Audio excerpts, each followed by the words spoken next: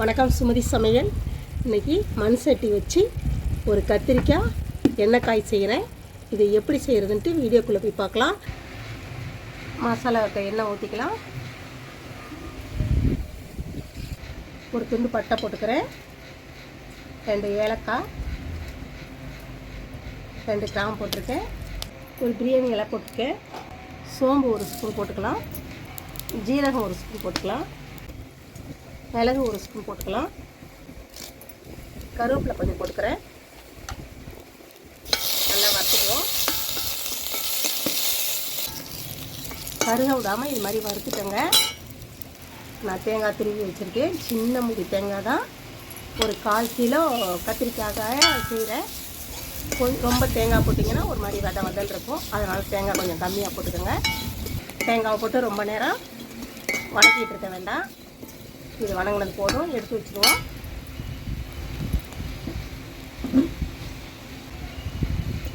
எண்ணெய் கத்திரிக்காய் சட்டியில் செஞ்சால் நல்லாயிருக்கும்னு சொல்லிவிட்டு அடுப்பில் செய்கிறதுனால நான் சட்டி வச்சுருக்கேன். சட்டிக்கு ஆயிட்டோம்ல. இது ஆறுனதையும் நல்லா இதை அரைச்சி எடுத்துகிட்டு வந்துடுறேன். சட்டி நல்லா காய்ஞ்சிருச்சு. எண்ணெய் ஊற்றிக்கலாம். நான் நல்லெண்ணெய் ஊற்றி செய்கிறேன். கத்திரிக்காய் எண்ணெய்க்கு எண்ணெய் கொஞ்சம் நிறையா ஊற்றிக்கணும். நல்லெண்ணெயில் செஞ்சால் ரொம்ப நல்லாயிருக்கும். அதனால் நான் நல்லெண்ணெய் ஊற்றி செய்கிறேன். நீங்கள் எந்த எண்ணெய் வச்சு செய்வீங்களோ அதையும் யூஸ் பண்ணிக்கோங்க. எண்ணெய் காயிட்டும். எண்ணெய் காய்ஞ்சிருச்சு. ஒரு துண்டு பட்டை போட்டுக்கலாம். ஒரே ஒரு கிராம்பு போட்டுக்கிறேன். முன்னாடியே கிராம்பு போட்டோம். ஒரே ஒரு ஏலக்காய் போட்டுக்கிறேன். சோம்பு ஒரு 1/2 ஸ்பூன் போட்டு தாளிச்சுக்கலாம். அதையும் சின்ன வெங்காயம் கட் பண்ணி வச்சுருக்கேன். அதையும் கொஞ்சம் போட்டுக்குவோம்.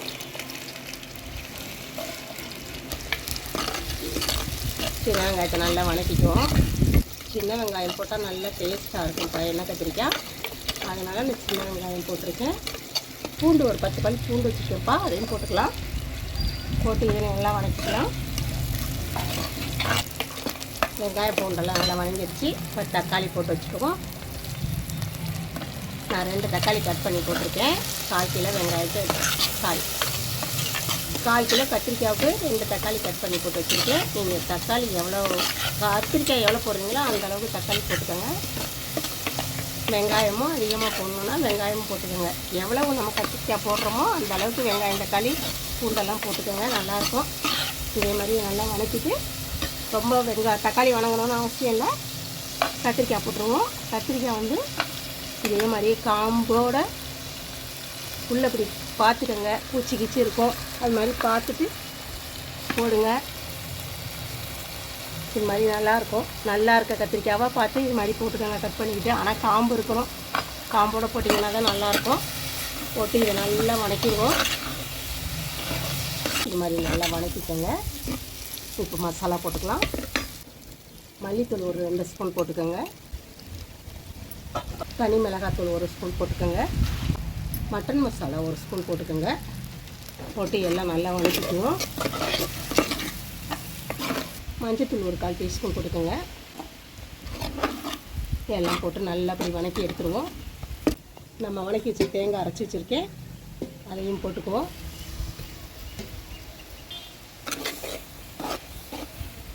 கத்திரிக்காய் வணக்கினதுலேயே நல்லா வெந்திருக்கும். மிக்ஸி ஜாரு அரைச்சோம்ல அந்த தண்ணி தான் ஊற்றுறேன். சும்மா கொஞ்சமாக தண்ணி ஊற்றிக்கோங்க, ரொம்ப தண்ணி வேண்டாம்.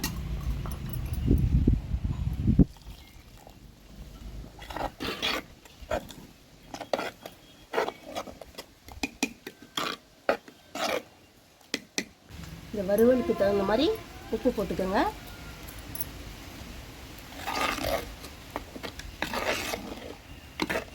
இது நான் புளி போடாமல் எண்ணெய் கத்திரிக்காய் செய்கிறேன்.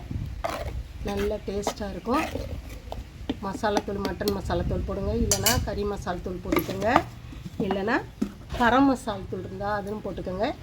அவங்கவுங்க என்ன வச்சுருக்கீங்களோ அதை போட்டு இது மாதிரி கொஞ்சம் நேரம் கொதிக்கட்டும். அதுக்கப்புறம் பார்ப்போம். காய் நல்லா வெந்திருக்கு. பார்ப்போம் எப்படி இருக்குன்ட்டு.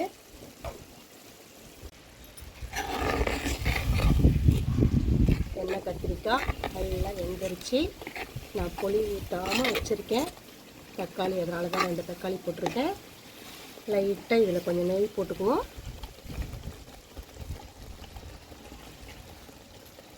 நெய் இருந்தால் நெய் போட்டுக்கோங்க, இல்லைன்னா எண்ணெய் ஊற்றிக்கலாம்.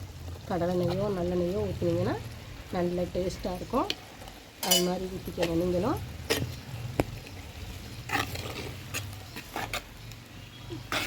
அவ்வளோதான், எண்ணெய் கத்திரிக்காய் ரெடி ஆகிடுச்சு. மேலே லைட்டாக அப்படி கொத்தமல்லி தலையை தூவி விட்டு இறக்கி வச்சுருவோம்.